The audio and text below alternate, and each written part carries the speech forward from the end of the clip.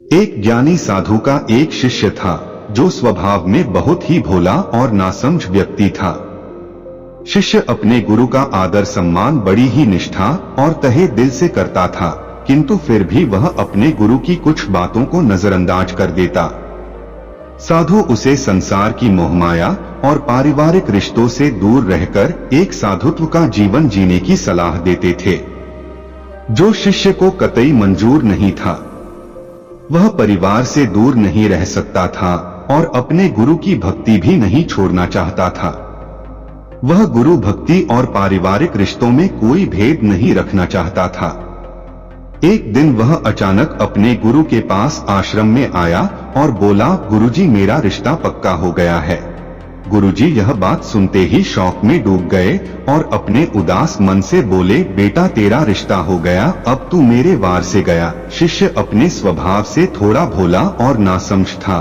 वह अपने गुरु की बात का अर्थ नहीं समझ पाया, किंतु इतना समझ चुका था कि गुरुजी मेरे रिश्ते से खुश नहीं है और वह वहां से चला जाता है। कुछ दिनों बाद वह दोबारा अपने गुरु के पास आता है और कहता है, मैं आपको अपनी शादी का कार्ड देने आया हूँ। गुरुजी ने फिर वैसा ही जवाब दिया और बोले, बेटा अब तू तेरे परिवार से भी गया। उसने अपने गुरुजी के इस कथन का भी कोई जवाब नहीं दिया। कुछ दिन बाद में वह फिर अपने गुरुजी के पास आया और बोला, गुरुजी मेरा विवाह हो गया और पत्नी भी घर आ गई है। गुरुजी ने तीसरी बार भी एक वैसा ही कथन बोल डाला, बेटा अब तो तू दुनिया से गया। अपने गुरु के मुख से ऐसी 3 बातें सुनकर वह थोड़ी नाराजगी से बोला, गुरुजी आप नहीं जानते, मेरे परिवार वाले मुझसे बहुत प्रेम करते हैं। हमेशा उन्हें मेरी फिक्र रहती है और मुझे पत्नी भी मुझसे प्रेम करने वाली मिली है। तो आप ही बताइए मैं इन बंधनों को छोड़कर चला जाऊं? उसकी बात सुनकर गुरुजी बोले, तो क्या सच में तुझे ऐसा लगता है कि तेरे परिवार वाले और तेरी नई पत्नी तुझे इतना प्रेम करते हैं?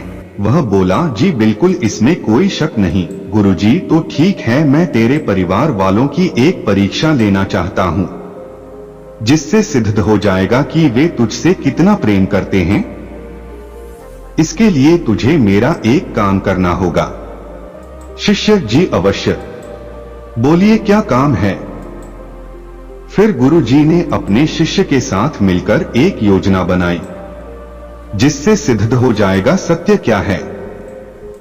गुरुजी, एक काम कर, आज तू घर जा और अचानक पेट दर्द का बहाना करके जमीन पर गिर जा और जोर जोर से चिल्लाने लग जा, ताकि तेरी आवाज सुनकर वहां सभी एकत्रित हो जाएं।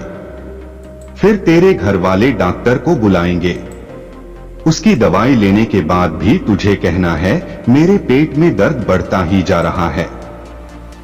मेरे गुरुजी को बुला दो, मुझे वही ठीक कर सकते हैं, नहीं तो मैं मर जाऊंगा और जैसे ही मैं वहां पहुंचता हूं तू मरने का बहाना कर देना। अपने गुरु की पूरी योजना सुनने के बाद शिष्य ने कहा, ठीक है गुरुजी, आज देखते हैं किसके वचन सत्य हैं। वह अपने घर पहुंचता है और अपने गुरुजी के कहे अनुसार पेट दर्द का बहाना कर जमीन पर गिर जाता है। उसके घर वाले उसे इस अवस्था में देखकर भयभीत हो गए। उन्होंने जल्दी से डॉक्टर को बुलाया। सभी काफी दुखी दिखाई दे रहे थे, जिसे देखकर शिष्य थोड़ा मन ही मन खुश हुआ, लेकिन उसे अभी योजना आगे बढ़ानी थी। वह बोला, मुझे दवाइयों से कोई फायदा नहीं हो रहा, कृपया आप जल्दी मेरे गुरुजी को बुला लाओ, केवल वही मुझे ठीक कर सकते हैं, नहीं तो मैं आज मर जाऊंगा। उसके बड़े भाई तुरंत भागकर गुरुजी को बुला लाए। जैसे ही गुरुजी ने घर के अंदर कदम रखा, उनके कहे अनुसार शिष्य बहाना कर दम तोड़ देता है। गुरुजी उसका हाथ देखते हैं और अपना भगवा रंग के तौलिए से उसे ढक देते हैं और अपने निराश मन से कहते हैं, आप लोगों ने मुझे बुलाने में थोड़ी देर कर दी, मेरा शिष्य अब नहीं रहा। मरने की बात सुनते ही उसके घर वाले खूब जोर जोर से रोने लगे।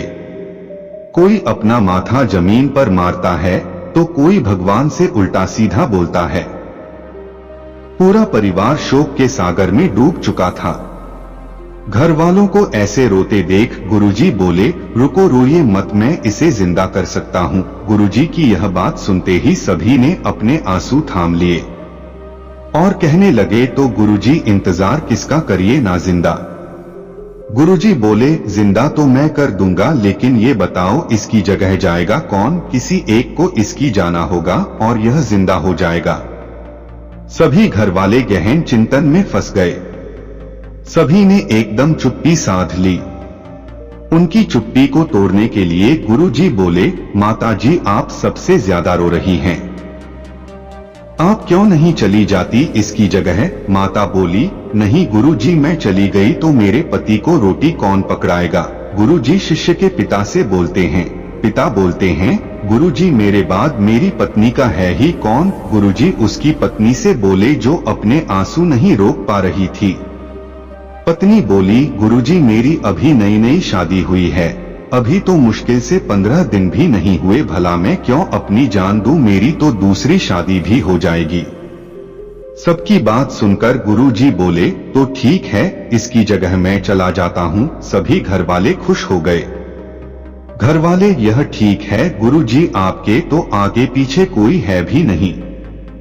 गुरुजी बोले, तो ठीक है, मेरा कुछ सामान लाओ, 1 किलो दूध, 3 बाजरे की रोटी, 1 पाव देसी घी। घर वालों ने सभी सामग्री लाकर गुरुजी को दे दी। उन्होंने दूध में रोटियां मोरी और उसमें घी डालकर बोले, अब मैं यह पीऊंगा और मेरे पीते ही मेरी आत्मा इसके अंदर चली जाएगी।